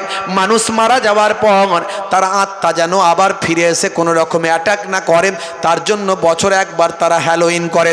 এই রকম ভূত সেজে এইভাবে নিজেদের মধ্যে প্রোগ্রাম করে, যাতে করে আত্মার তাদের কাছে ফিরে এসে তাদের অ্যাটাক না করে। আর এই হ্যালোইন করে সৌদি আরবের জমিনে আমেরিকা ব্রিটেনকে খুশি করার চেষ্টা করা হয়েছে এই সৌদি বাদশার তত্ত্বাবধানে। শুধু তাই নয়, এই কয়েকদিন আগে পৃথিবী থেকে সমস্ত বড় বড় নর্তকী যারা নাচ গান করে, যারা নাচ করে, ড্যান্স করে, পৃথিবী থেকে বিখ্যাত ভাই আমার সারা পৃথিবীর নর্তকীদের, ভাই আমার ফেমাস নর্তকী যারা নাচ করে বা মডেলিং করে, এই রকম মডেল আর নারীদের নিয়ে এসে ভাই আমার সৌদি আরবের জমিনে একটা প্রোগ্রাম করা হয়েছে, ফেস্টিভ্যাল করা হয়েছে, একটা প্রোগ্রাম করা হয়েছে, একটা স্টেজ করে কনসার্ট করা হয়েছে অল্প কিছুদিন আগে। শুধু তাই নয়, সেই কনসার্টটা যখন করা হয়েছে, এই স্টেজটা যখন করা হয়েছে, সেই স্টেজটা কাবা শরীফের ছবি পেছনে লাগানো হয়েছে। কাবা শরীফের ছবি লাগিয়ে স্বল্প পোশাক পরিহিতা নারীদের স্টেজে নাচানো হয়েছে। এইভাবে সারা পৃথিবীর জমিনে সৌদি আরবের নবীর দেশের সম্মানকে নষ্ট করেছে। হে তরুণ যুবকেরা, হে আমার মুরব্বিয়ানেরা, হাদিস পাক থেকে প্রমাণ পাওয়া যায়, মানুষ যখন গুনার পথে ধাবিত হয়, মানুষ যখন অন্যায় অত্যাচারের মধ্যে লিপ্ত হয়, ইসলাম বিরুদ্ধ যখন কাজ করে, আমার আল্লাহ তাদের উপর আসমানি মুসিবত, জমিনি মুসিবত, আসমানি বালা, জমিনি বালা, আসমানি গজব, জমিনি গজব আমার আল্লাহ তাদের উপর দিয়ে থাকে। বুঝতে পারছেন কেন হয়েছে? বন্ধুরা আমার, তরুণ যুবকেরা আমার, হে খিদিরপুর এলাকার মানুষ, আমার আল্লাহ আপনাকে, আমাকে, আমার আপনার নবীর ওসিলায় বাঁচিয়ে দিচ্ছেন। আর আমরা এই 24 পরগনার মানুষ, এই পশ্চিমবঙ্গের মানুষ, আল্লাহর অলিদের এলাকার মানুষ। মুজাদ্দুজ্জামান এই মাটিতে শুয়ে আছেন, 5 হুজুর কেবলা শুয়ে আছেন, বসিরার আল্লামা হুজুর শুয়ে আছেন, বড় বড় আল্লাহর অলি পীরনগরী হুজুর শুয়ে আছেন। আল্লাহর অলিদের রুহানি ফায়েজ আমাদের উপর আছে। তাহলে এখনো আমরা যেভাবে অন্যায়ভাবে জীবনযাপন করছি, হে যুবকেরা, 5 ওয়াক্ত নামাজ পড়ে না, রাসূলের সুন্নত ধার ধারে না, এখনো অনেক ছেলেরা ভাবে জীবনযাপন করছে। আমরা আল্লাহ আমাদের মাঝখানে আইলা লাইলা দিয়েছে, সামান্য সামান্য বিপদ দিয়ে আল্লাহ বলছে সাবধান হয়ে যা, বাড়াবাড়ি করিস না। হে তরুণ যুবকেরা, হে আমার বন্ধুরা, শুনে রেখে দিন বাবা, জেনে রেখে দেন হে মুসলমান। কি কথা বলবো বাবা, ভাই আমার, দোস্ত আমার, নিজের আমিত্বকে মিটিয়ে দিন, নামাজি হয়ে যান, সুন্নতওয়ালা হয়ে যান, নিজের আমিত্বকে মিটিয়ে দিয়ে আমি কিছু নয় বলুন। এক কাতরা পানি আমার আল্লাহ আকাশ থেকে বর্ষণ করলেন, পানিকে আল্লাহ ফেললেন তো ফেললেন, পানি পড়ছে মহাসমুদ্রের উপরে। পানি তখন আল্লাহকে বলছে, আল্লাহ আমি এক কাতরা পানিকে তুমি নিক্ষেপ করছো, ফেলছো, কিন্তু ফেলছো তো ফেলছো মহাসমুদ্রের উপরে ফেলছো। আমি এক কাতরা পানি, আমার কোনো মূল্য নাই, মহাসমুদ্রের কাছে আমি পানি, আমার কোনো দাম নাই। আল্লাহ তখন বললেন, হে এক কাতরা পানি, তুমি নিজের আমিত্বকে মিটিয়ে দিয়েছ, নিজেকে কিছু নয় বলে আল্লাহ, আমি আল্লাহর দরবারে পেশ করেছ। দেখো দেখো, তোমার এই কথাটা বড় ভালো লেগেছে, আমি তোমার সম্মানটা কত বাড়িয়ে দিচ্ছি। এক কাতরা পানিকে আল্লাহ নির্দেশ করলেন, হে এক কাতরা পানি, তোমাকে আমি মতি বানাবো, তুমি পানি ভেদ করে জমিনের তলায় চলে যাও। সমুদ্রকে নির্দেশ করলেন, এই এক কাতরা পানিকে তোমার পেট চিরে নিচে যাওয়ার নির্দেশ দাও। নিচে ছিল ঝিনুক, ঝিনুককে বললেন, হে ঝিনুক, তোমার মুখটা খুলে দাও, এই এক কাতরা পানিকে তোমার পেটে স্থান দাও। অল্প দিনের মধ্যে আমার আল্লাহ ওই এক কাতরা পানি থেকে মতি তৈরি করলেন। মতি তৈরি করেন, সেই মতিটা রাজার রাজমুকুটে স্থান দিলেন। সারা সমুদ্রের পানিকে যে সম্মান দিলেন না, এক কাতরা পানি নিজের আমিত্বকে নষ্ট করেছিল, নিজের অহমিকাকে ধ্বংস করেছিল। আমার আল্লাহ এক কাতরা পানিকে সারা সমুদ্রের পানির সম্মানের থেকে বেশি দান করলেন, মতি বানিয়ে দিলেন, রাজার রাজমুকুটে স্থান পেল। নিজের আমিত্বকে, অহমিকা বোধকে ধ্বংস করতে হবে। আমি কিছু নয়, I am very simple man, আমি একজন সহজ সরল মানুষ। আপনি বলুন না, আপনি কি না কি লোকে জানে, আপনি কি লোকে জানে, আপনাকে বলতে হবে না, আপনি বলবেন আমি কিছু নয়। এটা আল্লাহ বড় পছন্দ করেন।